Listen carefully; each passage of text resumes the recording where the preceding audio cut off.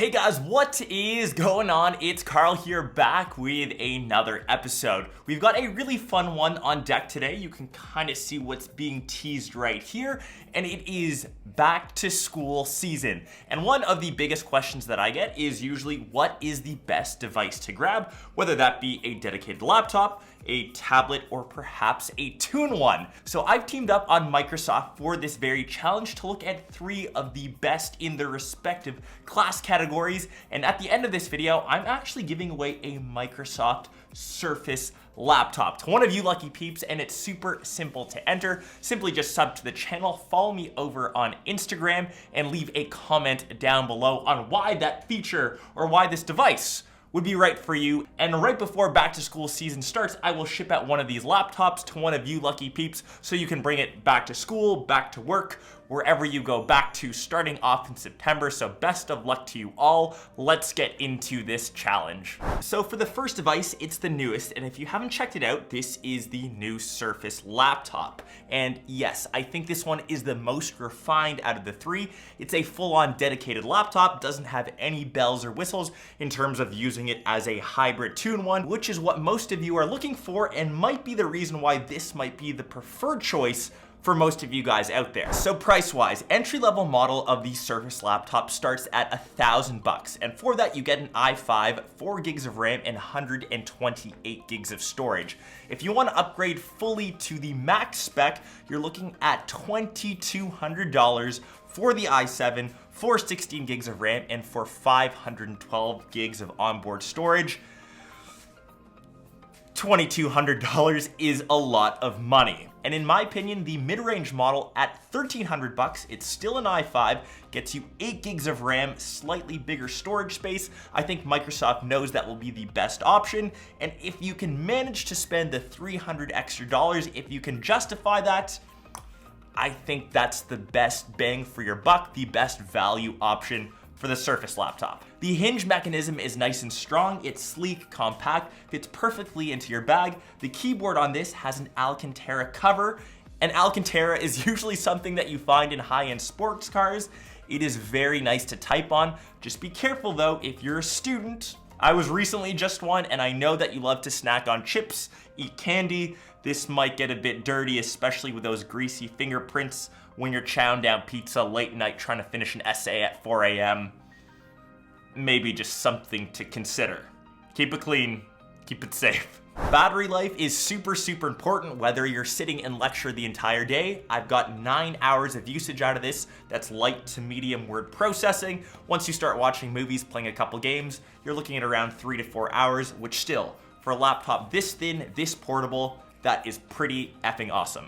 The second one on the list, bit of a Frankenstein. This is a bit of a two-in-one hybrid. This is the Surface Book, and for the non-90% of you out there, for maybe weird people like me, this one is my personal favorite. So this one's a tad bit different in the fact that, yeah, it is a two-in-one. You can remove the top, you just heard that clicking sound, and now this becomes the clipboard, and you can use this as a standalone tablet. And that's what I really love. It is a true two-in-one, and maybe one of the reasons why it's so odd, so different, and maybe that's why it's my favorite, because I think that pretty much describes me, a bit odd and a tad bit different. So when you detach the top, as I mentioned, it becomes the clipboard, and that does have internal hardware, so you can use it on its own. Battery life is only 2 to 3 hours, but when you attach it back to the base, which has a full dedicated keyboard, it has battery life of around 8 to 9 hours once again, and becomes a perfect device to use on its own together. It becomes essentially a perfectly working laptop. The keyboard here is once again awesome to use. The glass trackpad is on point. Maybe it could be slightly larger, and that's me coming over from my MacBook, but it doesn't have Alcantara, so you can have your fingerprints nice and greasy, eat as much pizza as you want, and you can just give this a quick wipe down and it should be good to go. So perhaps slightly more robust than the Surface laptop. And in terms of refinement and looks, this is where the Surface Book might not win you any awards. It does look a bit Frankensteinish, like I mentioned. Because of this interesting hinge mechanism, we do have this very strange gap that I just can't get over.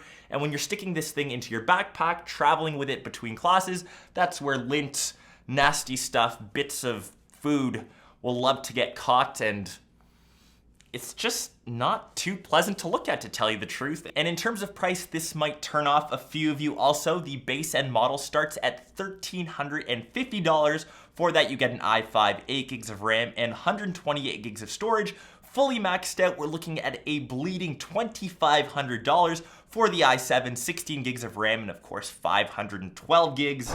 And in the end, this is still my personal favorite on the list. I know not all of you will agree with me. You do have to live with a couple compromises, and you have to dare to be a tad bit different, but in the end, that is okay. If you do end up grabbing this, I don't think you'll be disappointed. And the last competitor on today's comparison is the Surface Pro. And I know that you can get its own dedicated keyboard with it. It is the keyboard/case combo. But if you're in school and if you're looking to use this, that doesn't really work all the time, as you often have to type notes on your lap. You don't always have a desk. So I didn't really think that would be a really fair comparison, as you couldn't really use the keyboard all the time. And I wanted to review this strictly as a tablet. And with that said, it is an awesome tablet. If you are using the virtual keyboard and the Surface Pen, it does work great. But once again, if you're looking for productivity's sake, I just can't be as productive. I'm just not as efficient if I had a dedicated keyboard, and I just couldn't keep up in class. And that's where I think this guy falls a tad bit short. Especially for being a student, I wouldn't want to have this one as my sole and only device. Pricing wise, it is the cheapest option, but it also has the lowest internal specs for the baseline. At $800, you're getting an iCore M3, 4 gigs of RAM, 128 gigs of storage. If you go for the mid-range i5, that's at $1,300, and of course the top-end i7, 16 gigs of RAM and 1 terabyte of SSD. You're looking at a jaw-dropping $2,700. This guy isn't cheap. Another thing for the Surface Pro, out of the 3 devices, it has the shortest battery. I'm getting around 6.5 hours per charge, and if you've got class the entire day, you might not be able to charge this guy. Comparing it to, say, the Surface laptop, which is at 9 hours, this is where it might fall once again, just a tad bit short. Regardless, if you go with any of these devices, I don't think you'll be disappointed. Let me know your thoughts in the comments down below, which your favorite device was. I think most of you will be satisfied with the Surface laptop. It's the newest of the bunch, and it's definitely getting the most traction. Just remember, I am giving that device away. Just be sure to follow all the instructions. Follow me over on Instagram, smash that like button, sub to the channel, and I wish all of you an awesome back to school season. Have tons of fun. Don't take it too seriously, and don't do anything I wouldn't do. I'll catch you guys in my next episode or one of my next vlogs. Peace.